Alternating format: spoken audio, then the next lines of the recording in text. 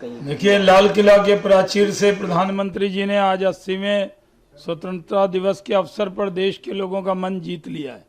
प्रधानमंत्री जी ने एक बड़ा संदेश दिया है युवाओं के लिए, जेनजी के लिए, किसानों के लिए, महिलाओं के लिए एक बड़ा संदेश दिया है। खासकर जो युवा हैं, छात्र हैं, उनको एआई की ट्रेनिंग कराई जाएगी। उन्होंने देश को विकसित राष्ट्र बनाने के लिए एक बड़ा प्रण लिया है और पूरा देश आज उनकी स्पीच सुनकर गदगद है। युवाओं को लेकर भी एक बार आपसे जरूर हम चाहेंगे कि आपकी प्रतिक्रिया भी आए, क्योंकि उन्होंने कई चीजें कही कि एआई की जो कोचिंग है, ये तमाम चीजें उन्होंने एक बार चीजें कही उन्होंने तमाम संबोधन में। नहीं, प्रधानमंत्री जी ने युवाओं के लिए खास तौर पे जो न्यू जनरेशन है उसके लिए बड़ी बातें कही हैं।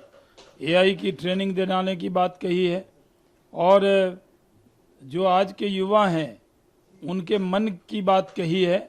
उनके मन में जो है वो उसको जिक्र करने का काम किया है। सर, राहुल गांधी के हालिया कुछ बयानों को लेकर आपसे प्रतिक्रिया चाहेंगे। एक तरफ तो उन्होंने गृह मंत्री को लेकर जो असंसदीय भाषा प्रयोग करने का उन पर आरोप लगा था, इसके अलावा प्रधानमंत्री जी के लिए भी और एक नोटिस भी। देखिए, राहुल गांधी जिस तरह की भाषा बोल रहे हैं विपक्ष के नेता के तौर पर, इस तरह की भाषा कभी किसी विपक्ष के नेता ने नहीं बोली। सोनिया गांधी जी और मनमोहन सिंह जी भी विपक्ष के नेता रहे, अटल बिहारी वाजपेयी जी, अडवाणी जी, सुषमा जी, जेटली जी, ये सब विपक्ष के नेता रहे, लेकिन उन्होंने भी इस तरह कभी मर्यादा नहीं तोड़ी जिस तरह की मर्यादा राहुल गांधी विपक्ष के नेता के तौर पे तोड़ रहे हैं। पूरा देश इस बात से नाराज है। प्रधानमंत्री का अपमान करके देश का अपमान कर रहे हैं, प्रधानमंत्री की मिमिक्री कर रहे हैं, प्रधानमंत्री को अपमानित कर रहे हैं, दूसरे देश के राष्ट्राध्यक्ष के बारे में भी जिक्र करके उसको अपमान कर रहे हैं।